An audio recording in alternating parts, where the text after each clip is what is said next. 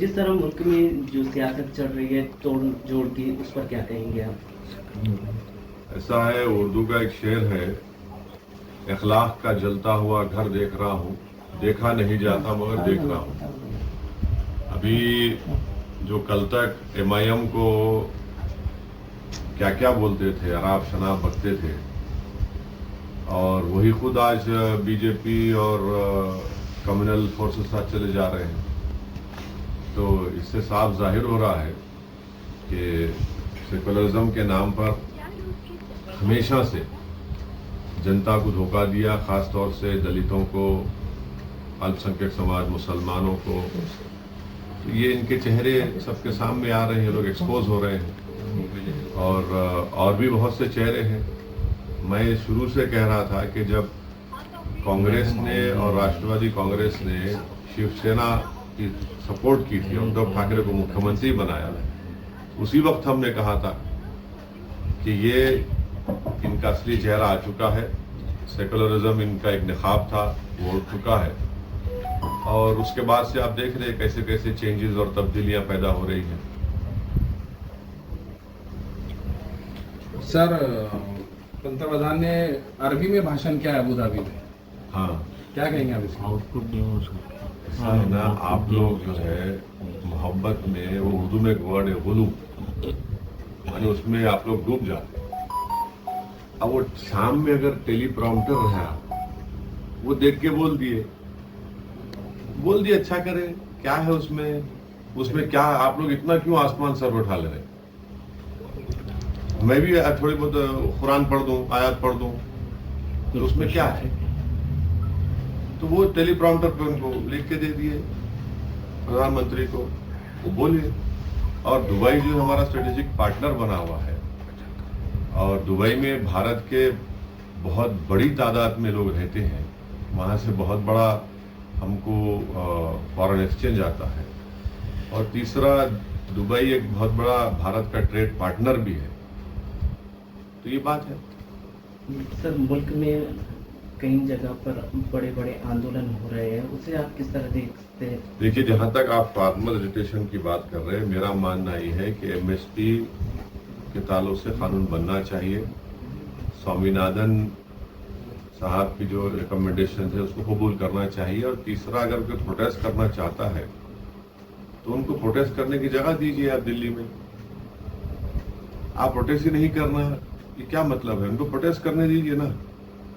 Protest से क्या, protest तो एक फंडामेंटल राइट है जमहूरियत में। और MSP की गारंटी का कानून बनना चाहिए। स्वामीनाथन साहब की रिकमेंडेशन उसको कबूल करना चाहिए। उन पर जो केसेस है अब तक विड्रॉ नहीं हुए, वो केसेस विड्रॉ होना चाहिए। बीजेपी का ये कहना है कि 370 के पार हमें इस बार जाना है।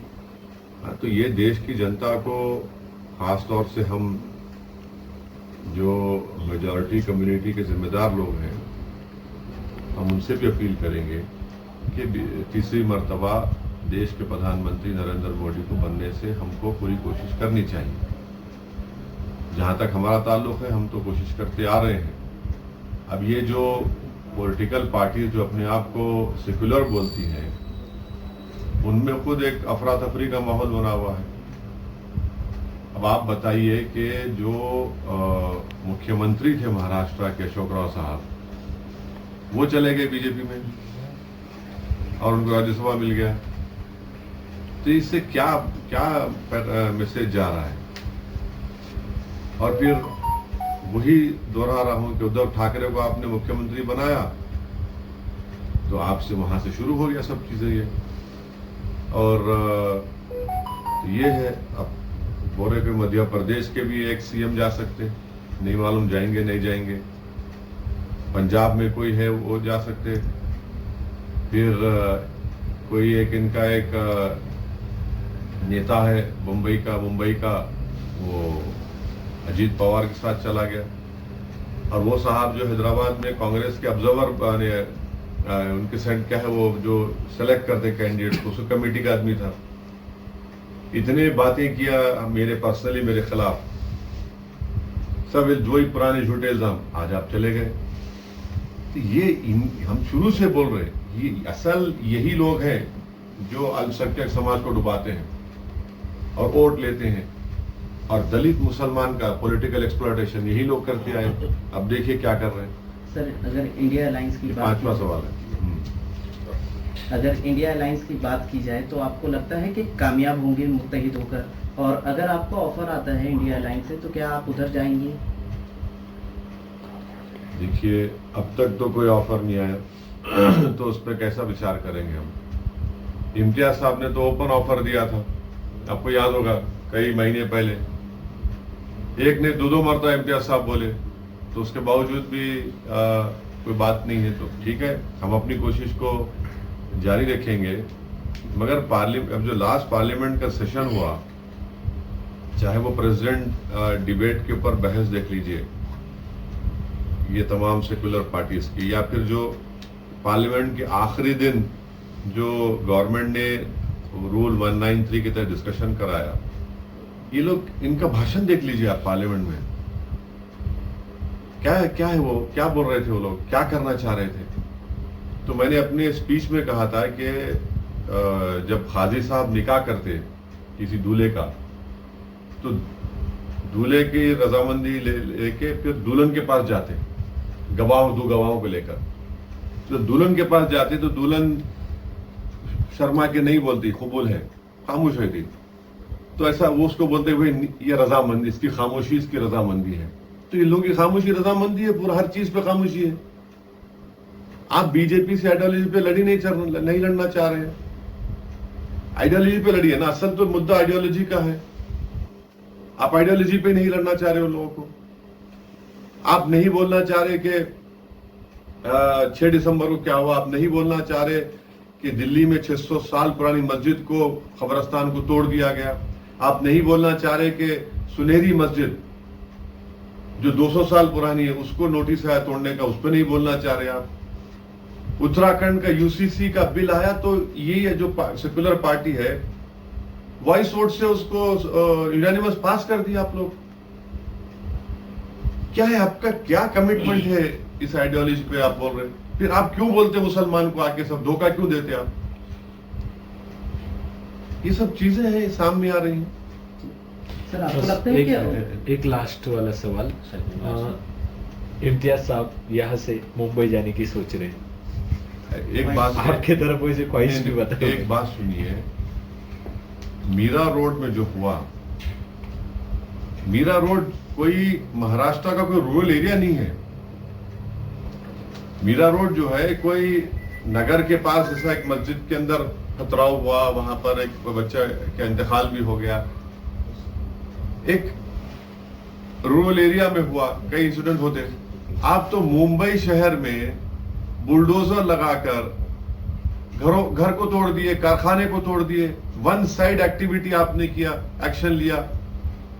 कितने पीड़ित परिवार के लोग मुझे इम्तियाज साहब को फोन करके रो रहे थे कि साहब कोई तो आओ, कोई नहीं है हमारे पास।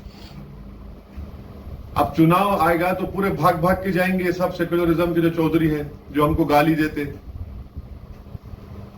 काश इम्तियाज साहब वो तमाम फोन रिकॉर्डिंग जो बातें फोन पे किए रिकॉर्ड कर लेते तो हर एक के आंख में आंसू आ जाते।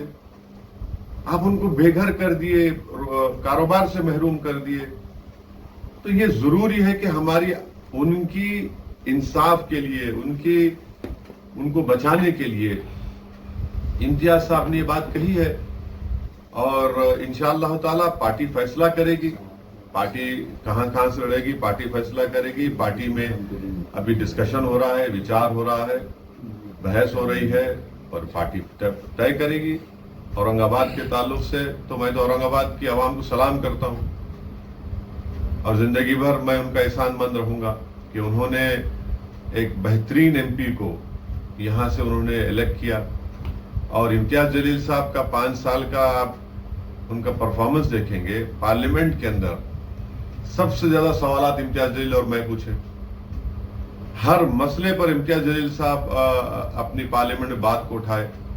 महाराष्ट्र का मसला हो, इम्तियाज जलील साहब सबसे आगे रहे। धनगर रिजर्वेशन का मसला हो, इम्तियाज जलील साहब बोले उस पर। मराठा रिजर्वेशन पे इम्तियाज जलील साहब बोले। महाराष्ट्र में जो मुसलमानों में जो बैकवर्ड कास्ट हैं उनको रिजर्वेशन दो, इम्तियाज जलील साहब बोले। महाराष्ट्र के किसानों का मसला आया, इम्तियाज जलील साहब बोले। और पूरे औरंगाबाद में अल्हम्दुलिल्लाह खाली 1-2 इंसिडेंट्स को छोड़कर औरंगाबाद पार्लियामेंट कॉन्स्टिट्यूंसी पीसफुल रही। और औरंगाबाद की तारीख में, बल्कि महाराष्ट्र की तारीख में एक बहुत बड़े दंगे को होने से इम्तियाज जलील ने बचा लिया। आप मुझे बताइए कि कोई ऐसा एमपी होगा जो एक रिलीजियस प्लेस ऑफ वर्शिप के पास जाकर बैठ गया कि नहीं, यहां पर हाम होने नहीं दूंगा मैं। इतना बड़ा काम इम्तियाज जलील साहब किए, तो यकीनन औरंगाबाद की आवाम के लिए इम्तियाज जलील साहब बेहतरीन खिदमत की और इंशाअल्लाह ताला वो खिदमत करते रहेंगे। पार्टी फैसला करेगी, इसमें ज्यादा आप लोग उसको स्ट्रेच मत करिए। सर, आपको अक्सर अक़लियतों का नेता माना जाता है। आपको लगता है कि जो हिंदुस्तान में मुसलमान रहते हैं उन्हें डराया जा रहा है, कभी मॉब लिंचिंग के नाम पर, कभी ATS? मैंने तो ये तमाम बातें अपने पार्लियामेंट लास्ट सेशन में जो प्रेसिडेंट डिबेट हुआ था उसमें कही है। आज भारत के जो मुसलमान हैं, जिनकी आबादी 17 करोड़ है, वो अपने आप को ऐसा महसूस करते हैं जिस तरह हिटलर के जमाने में यहूदी महसूस करते थे अपने आप को। मैंने पार्लियामेंट में बात कही है ये, तो इसमें क्या, उसमें और छुपाना क्या है उसमें? मैंने यहां तक कह दिया कि हमको भारत के प्रधानमंत्री पर अब यकीन नहीं रहा है, क्योंकि वो उनकी ही सरकार में सब चीजें हो रही हैं। आप बताइए हल्द्वानी में क्या हुआ है, किस तरीके से वहां पर पुलिस फायरिंग में लोगों को जान ले चली गई उन लोगों की।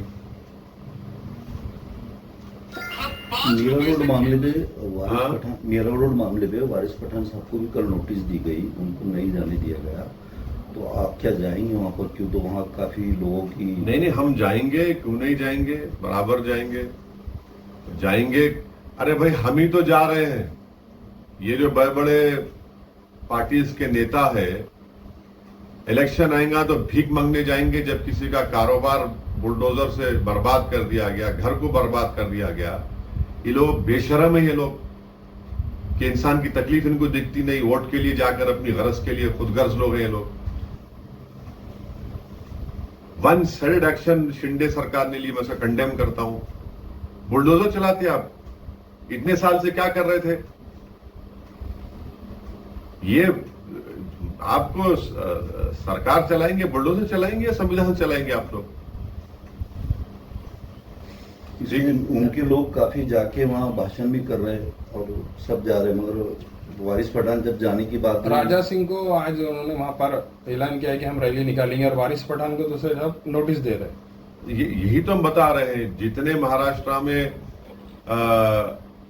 क्या है, लव जिहाद के ऊपर 30-40 मीटिंगें हुई पूरे महाराष्ट्र में, उसमें कितनी गंदी बातें कही गई, प्रोवोकेटिव बातें कही गई। यहाँ की शिंदे सरकार तो आंख मूंझ के बैठी थी, क्या चलो उनकी सरपरस्ती हासिल थी। सुप्रीम कोर्ट में कोई केस डालता तो इनको केस बुक करना पड़ा। जब कभी भी कोई इस तरह का पब्लिक मीटिंग होती, पर थोड़े दिन पहले सुप्रीम कोर्ट में केस आया, जिस सुप्रीम कोर्ट ने कहा कि अगर इसमें कोई अनाप शनाप इलीगल बातें कहेंगे तो एक्शन लो। ये तो पूरा कर रहे हैं ना भाई, ये फाशिज्म है, ये मेजोरिटेरियन पॉलिटिक्स का आप बेहतरीन मिसाल देख रहे हैं। अब वही तो मैं शुरू में कहा था आपसे कि आइडियोलॉजी पर तो मुकाबला नहीं हो रहा है ना। मुसलमानों से यही कहा जा रहा है कि तुम गूंगे, अंधे और बहरे बन के बैठो और इलेक्शन जब आएगा निकल के हमारे को सेकुलरिज्म के नाम पे वोट दे दो और खामोश बैठो। हम बर्बाद हो रहे हैं। अरे भाई, दिल्ली में 600 साल की मस्जिद के बाजू कब्रस्तान था, आप जाकर देखिए, विजुअल्स हैं। कब्रस्तान को डेमोलिश करे तो मुसलमानों के लाश में कफन बाहर निकल कर आ गया उसमें। इतनी बेइज्जती, ये कोई तरीका है? तो ये हर जगह ऐसी हो रहा है। वारिस पठान को रोकेंगे, MIM के कार्यकर्ता को नहीं जाने देंगे, मगर जो RSS BJP के वो जाएंगे, वो जाकर जख्म पर नमक फेंकेंगे। CA NRC का मसला अभी आप आने से पहले बोल दिया, बस सब हो गया। चलिए, सर, आखिरी नहीं, आखिर हो गया, बस। सलाम अलैकुम।